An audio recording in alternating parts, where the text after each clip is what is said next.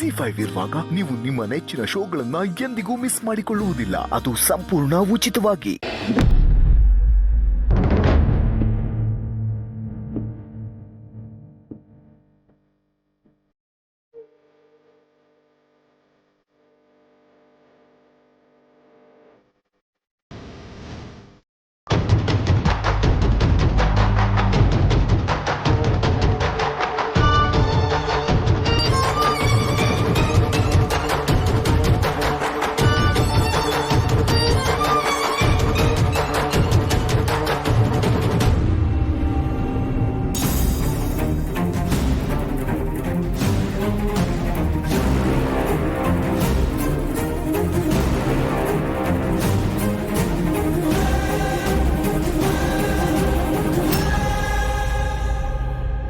ಯಾವುದೇ ಕಾರಣಕ್ಕೂ ನಿನ್ನನ್ನು ನನ್ನ ಜನನಿ ಮಗಳು ಅಂತ ಒಪ್ಕೊಳ್ಳೋಕ್ಕೆ ನಾನು ಮಾತ್ರ ತಯಾರಿಲ್ಲ.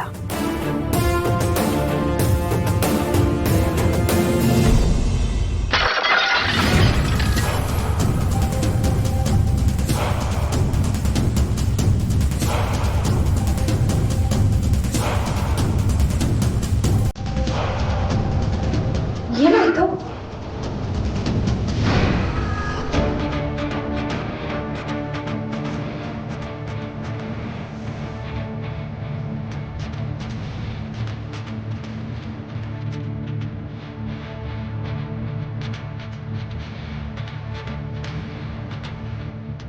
ಏನಾಯ್ತು?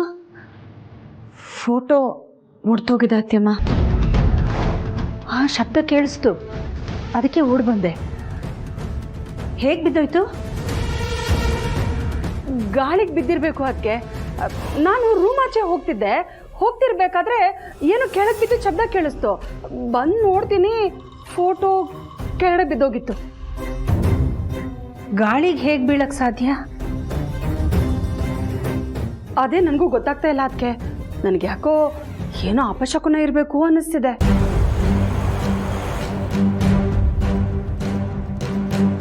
ರತ್ನವೇಣಿ, ಯಾಕೆ ಹೀಗೆಲ್ಲ ಹೇಳ್ತಿದ್ದೀರಾ? ಹಾಗೆಲ್ಲ ಏನೂ ಇರಲ್ಲ. ಪಾರ್ವತಿ, ಮೊದಲು ಈ ಗಾಜಿನ ಪೀಸಸ್ ಎಲ್ಲ ಕ್ಲೀನ್ ಮಾಡಿಸಿ ಫೋಟೋನ ಫ್ರೇಮ್ ಹಾಕ್ಸೋದಕ್ಕೋಸ್ಕರ ಒಂದು ಸ್ಟುಡಿಯೋ ಕೊಟ್ಟು ಕಳ್ಸಮ್ಮ. ಸರಿ ಅತ್ಯಮ್ಮ.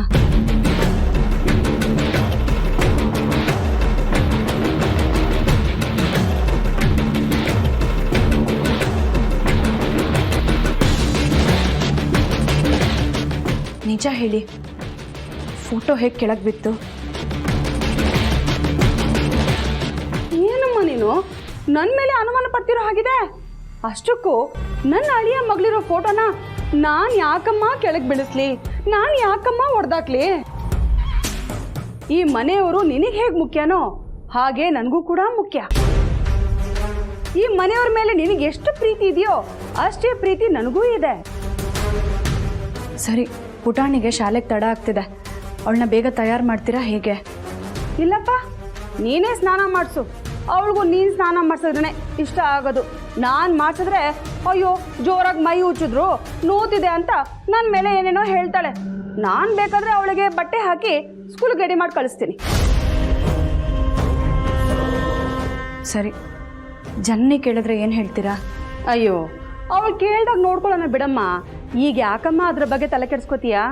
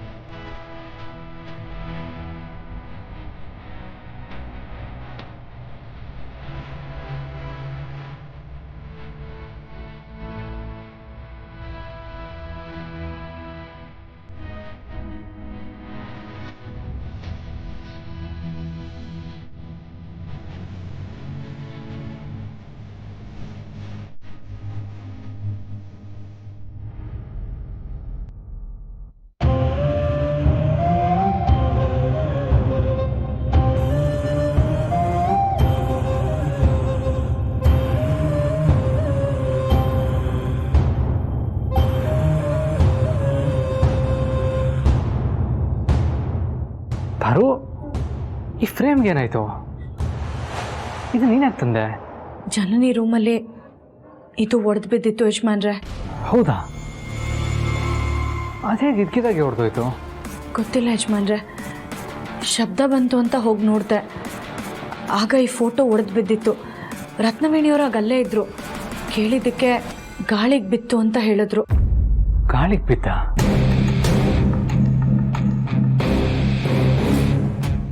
ನನಗೇನೋ ನಂಬಕ್ಕೆ ಆಗ್ತಾ ಇಲ್ಲ ಪಾರು.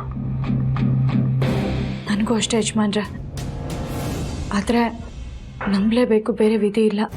ಅಲ್ಲ, ರತ್ನವೇಣಿಯವರು ಏನಾದರೂ ಬೀಳ್ಸಿರ್ಬೋದಾ? ಅವ್ರು ಯಾಕೆ ಬೀಳಿಸ್ತಾರೆ? ಗೊತ್ತಾಗ್ತಾ ಇಲ್ಲ. ನನಗೇನು ಹಾಗೆಲ್ಲ ಅನ್ನಿಸ್ತಾ ಇಲ್ಲ ಯಜಮಾನ್ರೆ. ಯಜಮಾನ್ರೆ, ಇವತ್ತೇ ಹೋಗಿ ಇದನ್ನು ಸರಿ ಮಾಡಿಸ್ಕೊಂಡು ಬರ್ತೀರಾ?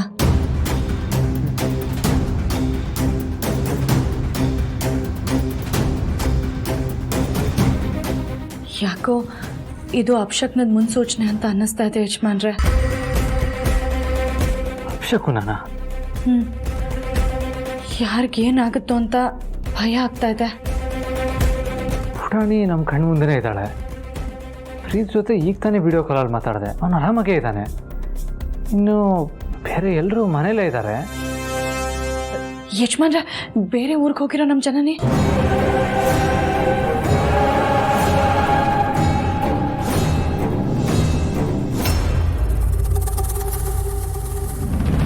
ನಾನೇ ಇವಳಿಗೆ ಬಟ್ಟೆ ಹಾಕಿ ನಾನೇ ಇವಳಿಗೆ ಶಾಲೆಗೆ ರೆಡಿ ಮಾಡಿ ಕಳಿಸ್ತೀನಿ ಅಂತ ಹೇಳಿ ನಾನೇ ತಗಲಾಕೊಂಡಾಗಾಯ್ತು.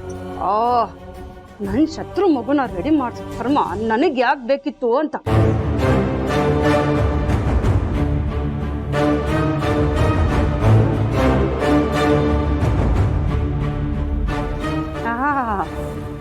ಎಲ್ಲ ಅವ್ರ ಅಮ್ಮನ ಥರನೇ ಬುದ್ಧಿ. ಅವ್ರ ಅಮ್ಮ ಊಟ ಮಾಡ್ದಾಗೆ ಮಾಡ್ತಾಳೆ. ಅವಳು ಇಷ್ಟಪಡೋ ಹೂನೆ ಇವಳು ಇಷ್ಟಪಡ್ತಾಳೆ. ಎಲ್ಲಿ ತಿರ್ಗೋ.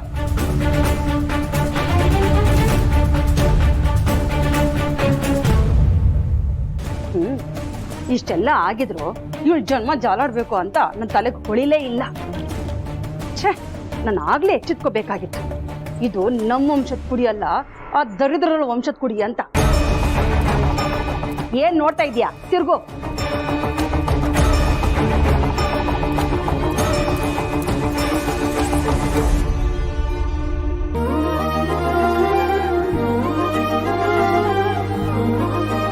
ಹೇಳಿ ಚಿಕ್ಕತ್ತೆ. ಜನನಿ, ಹೇಗಿದೀಯಮ್ಮ? ನಾನು ಚೆನ್ನಾಗಿದ್ದೀನಿ ಚಿಕ್ಕತ್ತೆ. ನೀವೆಲ್ಲರೂ ಹೇಗಿದ್ದೀರಾ? ನಾವು ಎಲ್ಲರೂ ಚೆನ್ನಾಗಿದ್ದೀವಮ್ಮ. ನಿನ್ನ ಕೆಲಸ ಎಲ್ಲ ಹೇಗೆ ನಡೀತಾ ಇದೆ? ಹಾಂ ಚಿಕ್ಕತ್ತೆ, ಎಲ್ಲ ಚೆನ್ನಾಗಿ ನಡೀತಾ ಇದೆ. ಸರಿನಮ್ಮ. ನೀನು ಯಾವಾಗ ಬರ್ತಿದ್ಯಮ್ಮ ಜನನಿ? ಇನ್ನೊಂದು 2 ದಿನ ಆಗುತ್ತೆ ಚಿಕ್ಕತ್ತೆ. ಸರಿ ಇರು, ನಿಮ್ಮ ಅಕ್ಕಂಗೆ ಫೋನ್ ಕೊಡ್ತೀನಿ. ಅಕ್ಕ? ZEE5 ಆಪ್ ಡೌನ್ಲೋಡ್ ಮಾಡಿ ಎಲ್ಲಾ ಸಂಚಿಕೆಗಳನ್ನು ಸಂಪೂರ್ಣ ಉಚಿತವಾಗಿ ನೋಡಿ.